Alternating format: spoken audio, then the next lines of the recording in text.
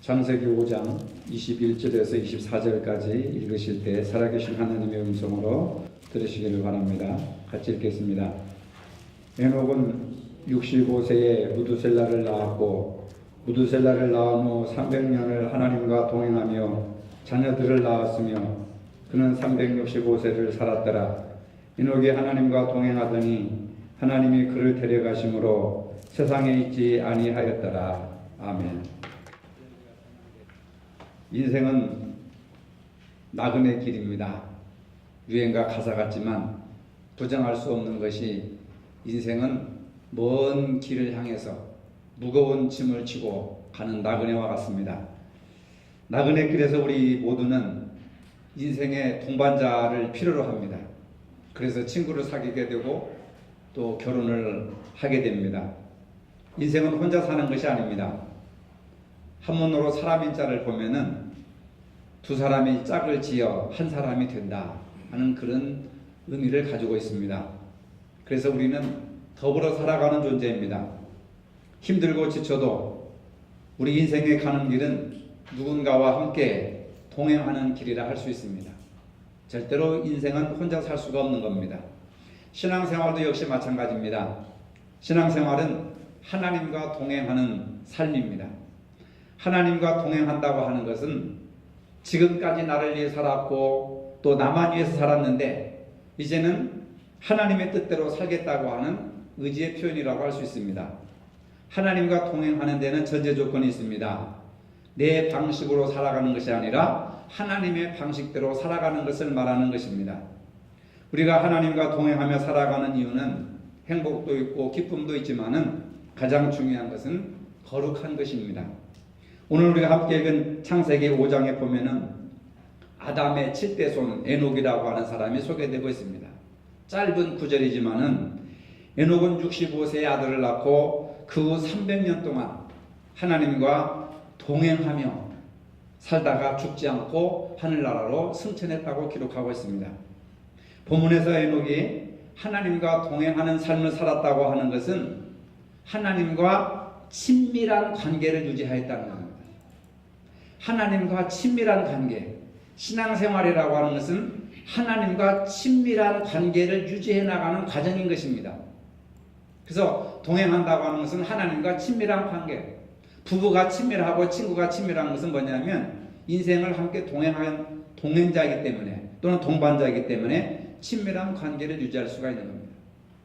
하나님과 동행한다고 하는 것은 인격적인 교제를 나누었던 것을 의미합니다. 그래서 에녹은 하나님과 친밀한 그런 관계를 유지하였고 인격적인 교제를 나누었기 때문에 성경은 그가 300년 동안 하나님과 동행하였다는 겁니다. 여러분 말이 300년이지 얼마나 긴 인생입니까? 그의 인생을 통하여 전 인생을 하나님과 동행하였다는 것을 볼 수가 있습니다. 당시 죄악으로 가득한 세상에서 에녹은 오직 하나님만 바라보았고 하나님만 의지하였고 하나님과 관계를 유지하며 살았다고 하는 것을 알 수가 있습니다. 이것이 바로 하나님과 동행하는 인생이라고 할 수 있습니다. 성경에는 죽음을 맛보지 않고 승천한 분이 오직 예수님과 엘리야 그리고 오늘 본문에 나오는 에녹이라고 할 수 있습니다. 얼마나 복된 인생을 살았습니까? 에녹은 당시 65세의 아들을 낳았는데 그 아들의 이름을 무두셀라라고 지었습니다. 무두셀라라고 하는 이름의 뜻은 그가 죽으면 보낸다 라고 하는 뜻입니다. 그가 죽으면 보낸다. 이 말이 무슨 뜻이냐면 무두셀라가 죽으면 홍수의 심판을 받는다 하는 그런 뜻입니다. 그래서 6장에 보면은 5장의 마지막 무두셀라가 죽고 6장에 보면은 하나님께서 심판을 예고하셔서 노아에게 방주를 지으라고 말씀하시는 겁니다. 하나님과 동행한 에녹의 아들 무두셀라, 인류 역사에서 가장 장수하였던 사람이 무두셀라인데 969세를 살다가 죽었습니다. 그런데 그 아버지가 에녹이었고 에녹이 하나님과 평생 동행을 하였는데 하나님께서 그 자식들을 지켜주시고 보호하시겠다는 겁니다. 그래서 무두셀라가 죽은 다음에 홍수로 심판하시겠다. 그래서 에녹의 후손들이 무두셀라가 900년 동안 살아가면서 큰 축복을 받고 이제 새로운 시대, 노아의 시대에 접어들어서 하나님께서 홍수로 심판하시는 겁니다. 이건 무엇을 의미하느냐면 우리가 하나님의 말씀에 순종하고 에녹처럼 하나님과 동행한다면 여러분들의 자녀들을 모든 재앙에서 벗어나게 해주신다는 것을 믿으시기를 바랍니다. 환난과 우환과 역경이 시시각각으로 동서남북으로 몰아쳐 온다 할지라도 우리가 하나님과 동행하는 에녹처럼 산다면 무두셀라가 죽은 다음에 홍수로 심판하실 것이다. 직접적인 에녹의 혈통들은 멸망시키지 않겠다고 하는 하나님의 사랑이 담겨져 있는 겁니다. 이걸 보면은 부모가 하나님과 동행하면 자손들이 축복을 받는다는 것을 알 수가 있고 자손들의 장수와 번성과 하나님 말할 수 없는 엄청난 축복을 받는다는 것을 우리에게 보여주고 있는 겁니다. 그래서 부모된 자들이 에녹처럼 하나님과 동행할 때 하나님께서 무두셀라를 969세까지 장수하게 하셨다가 그 무두셀라가 죽으면 홍수로 내가 세상을 심판하겠다. 하나님과 동행하는 삶이 얼마나 위대하고 얼마나 하나님이 기뻐하시고 사랑하였던가 하는 것을 볼 수가 있습니다. 이스라엘 역사는 바로 이러한 에녹을 중심으로 그 후손들의 역사라고 할 수 있습니다. 그만큼 하나님은 에녹을 사랑하셨고 하나님과 동행하는 사람을 귀하게 복되게 여겨주셨다는 것을 알 수가 있습니다. 그러면 하나님과 동행하는 삶이란 과연 어떤 의미가 있는가? 첫째로 동행은 새로운 시작입니다. 따라해봅시다. 동행은 새로운 시작이다. 네, 동행은 새로운 시작입니다. 앞에 여러분 표를 보세요. 형제가 연합하여 동거함이 어찌 그리 선하고 아름다운고 해서 금년 여름 수련의 주제를 동행이라고 우리가 모인 자리에서 어느 분이 아이디어를 내셔서 그게 너무 좋다. 그게 참 좋겠다 하는 그런 것으로 채택을 해서 동행이라고 하는 주제. 부제는 함께하니 행복해요. 하나님과 동행하니 행복하고 여러분들과 함께 신앙생활을 하니 행복하고 그래서 여러분들의 교회 생활이 행복하고 가정생활이 행복하고 직장생활이 행복해야 됩니다. 그것은 뭡니까? 우리가 서로 동행하니까 행복하다는 겁니다. 그래서 동행은 새로운 행복의 시작이라고 저는 생각합니다. 창세기 12장을 보면 하나님께서 아브라함에게 본토 친척 아비집을 떠나라고 하셨습니다. 아비집을 떠나서 하나님께서 보여주실 땅으로 가라는 것입니다. 고대 근동지방에서 가족과 시족이 소속이 되어서 산다고 하는 것은 생존에 매우 중요한 일이었습니다. 그런데 어느 날 갑자기 하나님께서 나타나셔서 아브라함을 부르셔서 자신의 안정을 보장해 줬던 공동체로부터 뽑아내어 가지고 고향도 없고 아무런 보호도 받지 못하는 그런 사람으로 만들고 오로지 하나님만 바라보고 하나님만 의지하고 하나님의 말씀대로만 살아가도록 아브라함을 부르셔서 끄집어내신 것입니다. 아브라함과 사례는 이제 저주와 형벌 가운데 있지 않고 복을 받을 자리로 나아가게 됩니다. 하나님과 동행하는 삶은 복을 주시는데 아브라함에게 어떤 복을 주시느냐? 내 이름을 창대하게 하실 것이고 너는 복의 근원이 될지니라.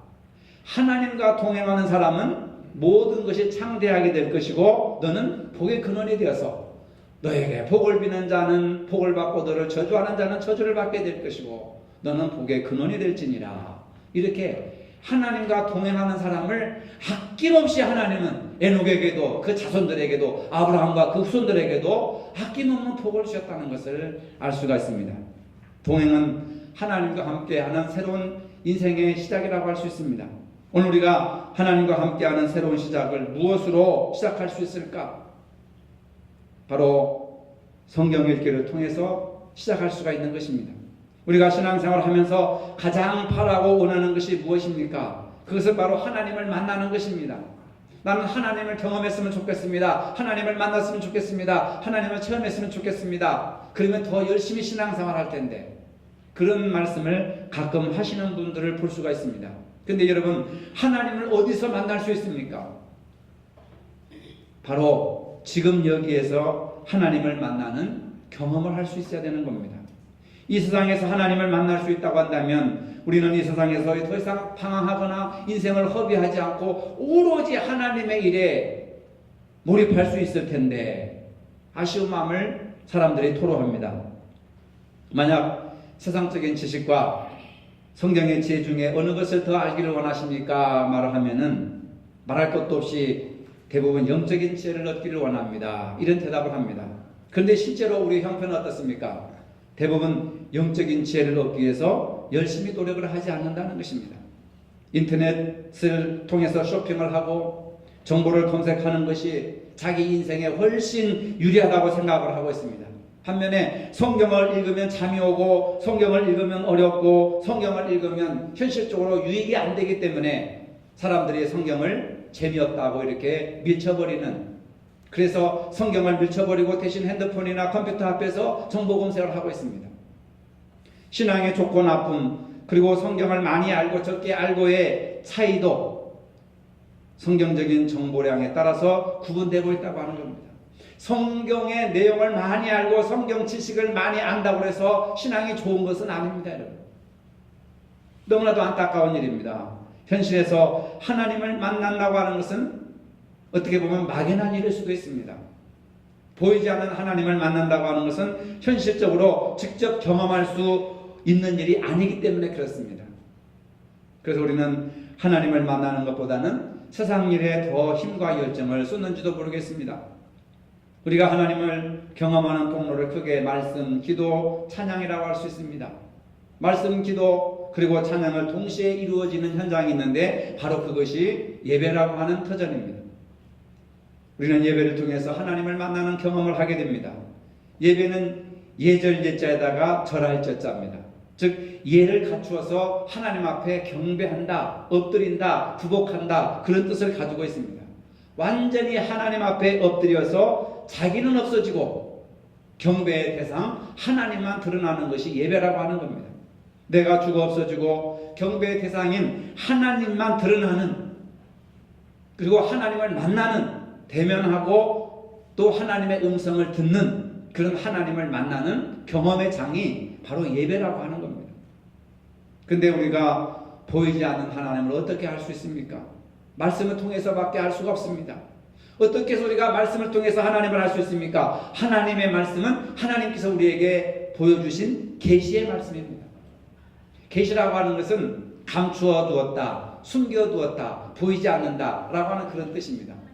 하나님을 말씀으로 말씀 속에 감춰졌고 숨겨 놓았는데 하나님께서 우리가 성경을 열어서 보는 순간 계시의 말씀, 즉 감추어진 말씀을 우리에게 보여주시고, 감추어진 하나님, 인간의 눈으로 오성으로 깨닫지 못하고 감각으로 느낄 수 없는 그 하나님을 보여주신다고 하는 겁니다.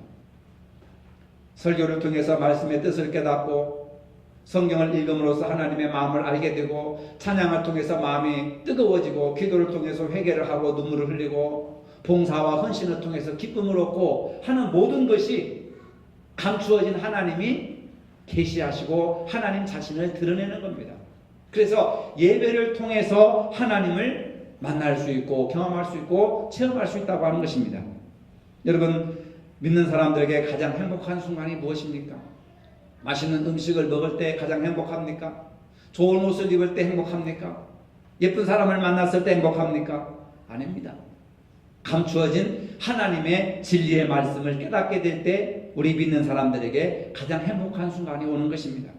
우리는 진리를 깨닫기 위해서 얼마나 말씀을 묵상하고 또 말씀을 읽고 말씀을 공부하고 사모하고 있는지 자신을 한번 생각해 봐야 한다는 것입니다.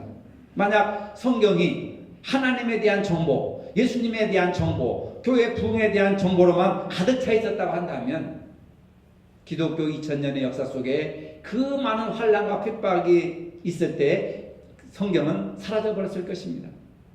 말씀은 어떤 정보를 제공해 주는 것이 아닙니다.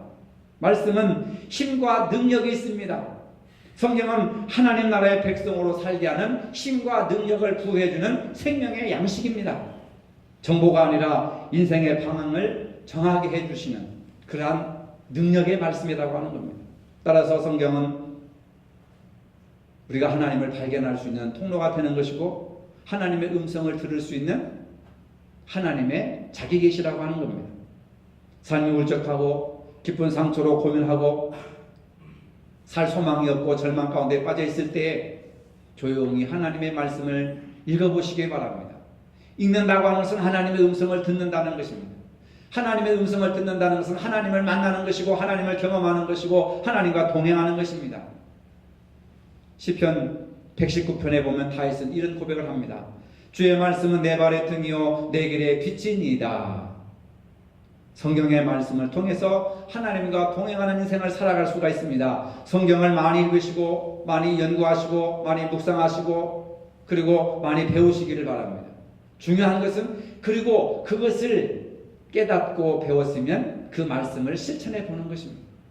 여러분 예배를 통하여 늘 하나님과 동행하는 삶을 사시기를 바랍니다. 두 번째로 하나님과 동행하는 삶은 기도로 시작할 수가 있습니다. 하나님과 동행하는 사람은 문제를 만나면 걱정과 근심과 탄식을 하는 것이 아니라 하나님 앞에 먼저 기도하는 겁니다. 다니엘 6장 10절에 보면은 다니엘은 늘 습관을 따라서 기도하던 그런 사람이었던 것을 보게 됩니다. 절대절명의 위기의 순간에 자기가 죽을 위기에 처했을 때도 그런 습관대로 예루살렘을 향하여 창을 열고 하루에 3번씩 하나님 앞에 기도하는 그런 모습을 보게 됩니다.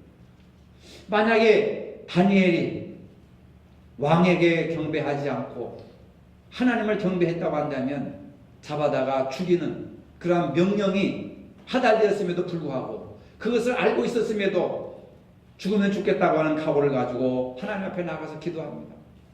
도저히 기도할 수 없는 상황에 놓여 있는 다니엘은 하나님 앞에 기도하다가 죽겠다는 심정으로 하나님 앞에 기도하는 것을 보게 됩니다. 그런데 다니엘서 6장 22절로 23절에 보면 죽겠다고 결심을 하고 하나님 앞에 나가 기도했는데 그는 조금도 상하지 않았습니다. 머리카락 하나도 상하지 않았습니다. 오히려 다니엘을 죽이려고 참수했던 그들은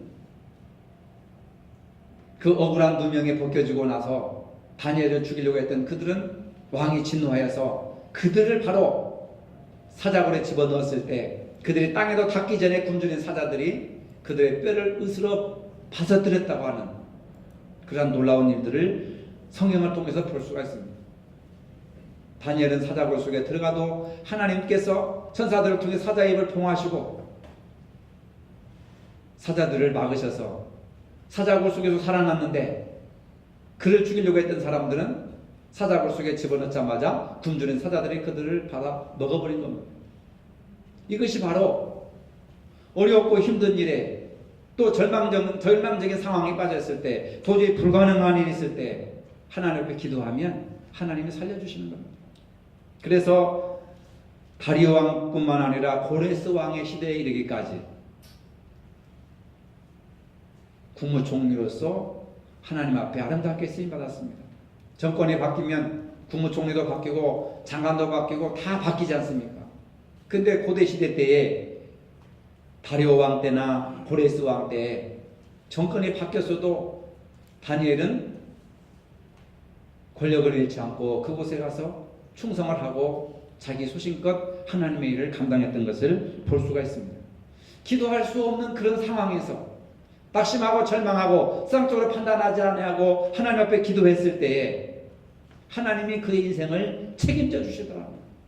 그의 권력도 그의 재산도 그의 삶도 가정도 인생도 하나님이 책임져 주시더라는 겁니다. 여러분 기도하고 싶지 않은 순간 그때야말로 정말로 기도할 때라고 하는 것을 여러분들이 알 수 있기를 바랍니다. 기도를 통해서 하나님의 도우심을 간구하고 하나님과 동행하는 삶을 살아갈 수가 있습니다. 오래전 복음성가에 이런 노래가 있죠. 기도는 우리의 안식 빛으로 인도하니 앞이 캄캄할 때 기도 잊지 마세요. 여러분 앞이 캄캄합니까? 그러면 그때는 뭐합니까? 절망하지 말고 낙심하지 말고 포기하지 말고 세상을 원망하지 말고 앞이 캄캄할수록 절망이 다가올수록 하나님 앞에 기도하시기를 바랍니다. 다른 문제 해결할 방법이 없습니다.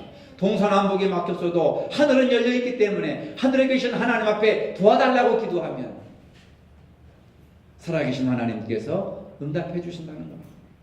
그 두 번째로 동행은 사랑의 표현이라고 하는 겁니다. 첫 번째로는 사랑은 또 다른 시작이라고 그랬죠. 두 번째는 사랑은 동행은 사랑의 표현입니다. 우리나라도 이제 고령화 사회로 접어들었습니다. 더 문제가 심각한 것은 황혼이혼이 젊은이들의 이혼을 능가하였다고 하는 겁니다.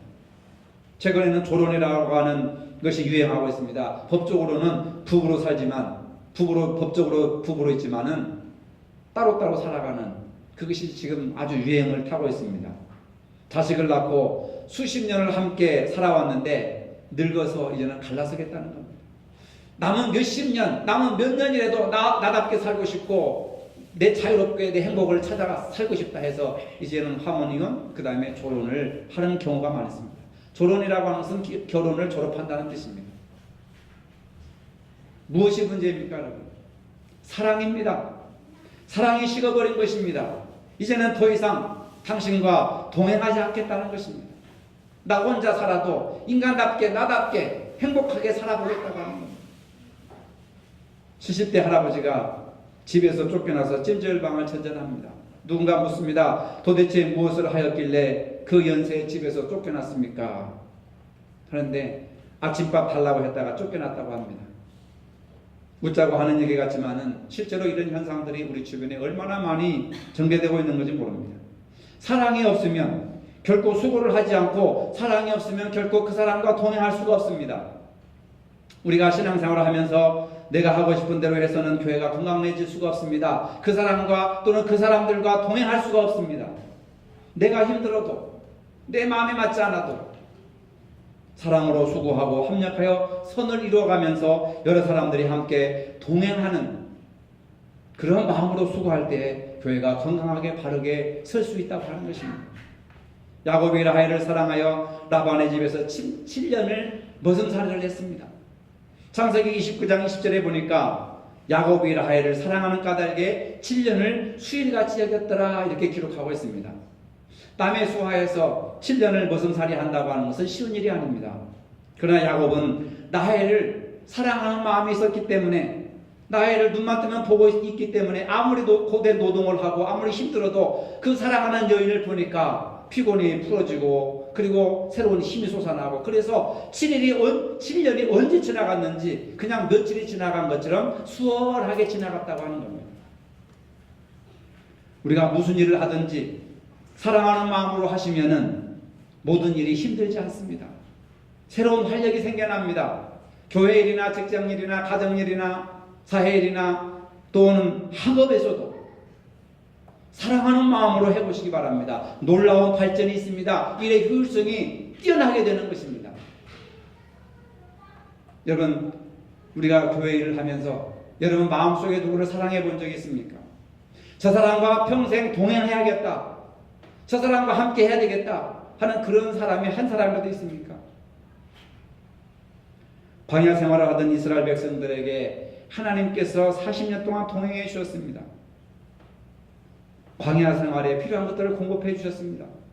만나를 내려주셨고 메추라기를 내려주셨고 반석에서 샘물이 나게 하셨고 구름기둥과 불기둥으로 내려주셨고 그리고 그들이 먹을 것과 신발이 떨어지지 아니하도록 도와주셨다는 것을 성경을 통해서 읽어볼 수 있습니다.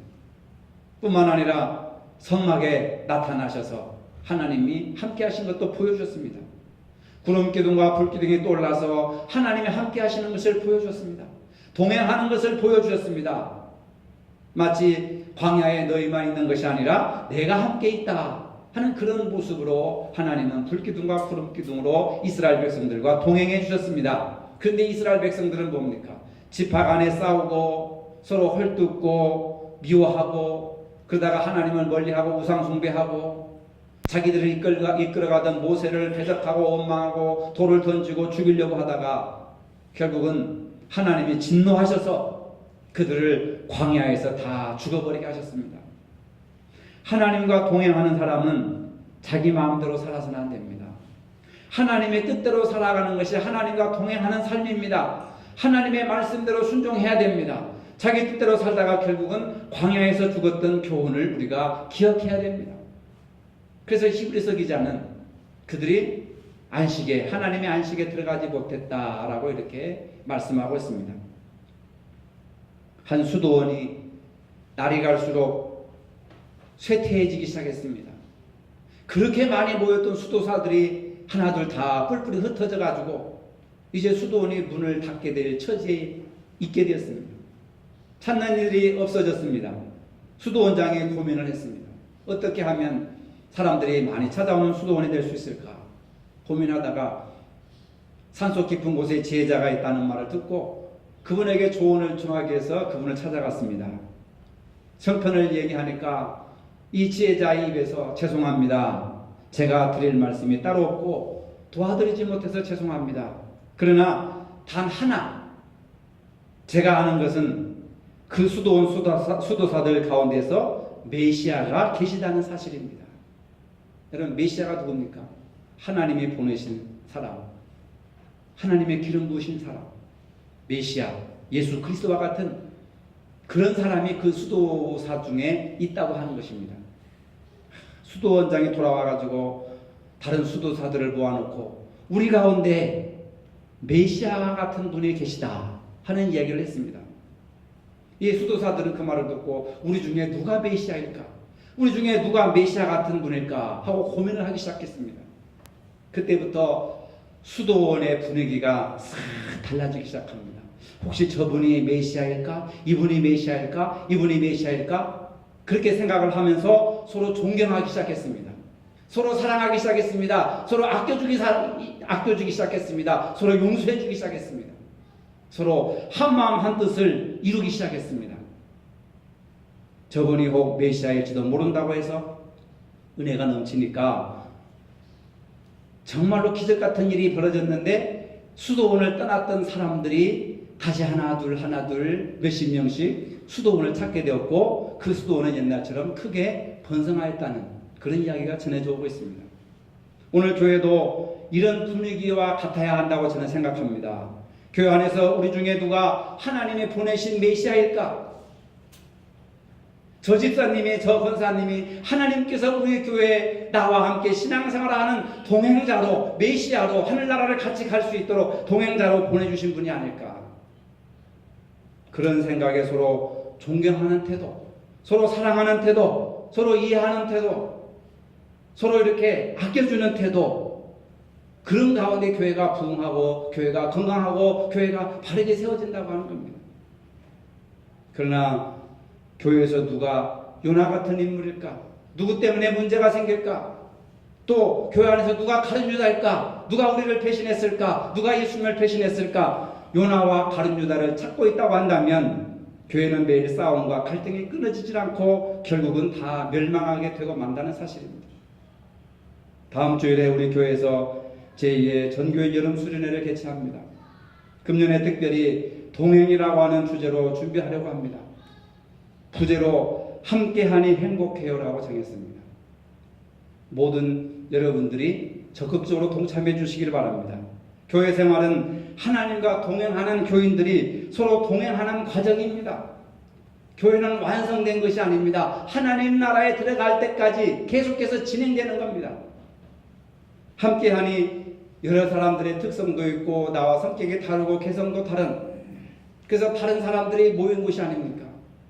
다른 것은 틀린 것이 아닙니다. 다를 뿐입니다. 그 다른 것을 서로 인정해 줄 때에 서로를 너그럽게 이해하고 또 받아주고 환영하고 그렇게 할 때 동행이 가능한 것입니다. 함께 하나님의 나라를 향하여 나가는 성도들이 아름답고 존경스러워야 하는 것입니다. 여러분들과 함께 신앙생활을 하게 되어 행복합니다라고 하는 고백이 나와야 되는 것입니다. 부부간이라 하더라도 서로 지켜야 할 예의와 범절이 있습니다. 인격을 지켜주고 아껴줄 때 함께 살아가는 힘이 생기는 것이지 그렇지 않으면 헤어지게 되는 것입니다. 동행이 깨어지게 되는 겁니다. 차라리 함께 사는 고통보다 혼자 사는 행복이 더 좋다 해가지고 이혼을 하게 되는 겁니다.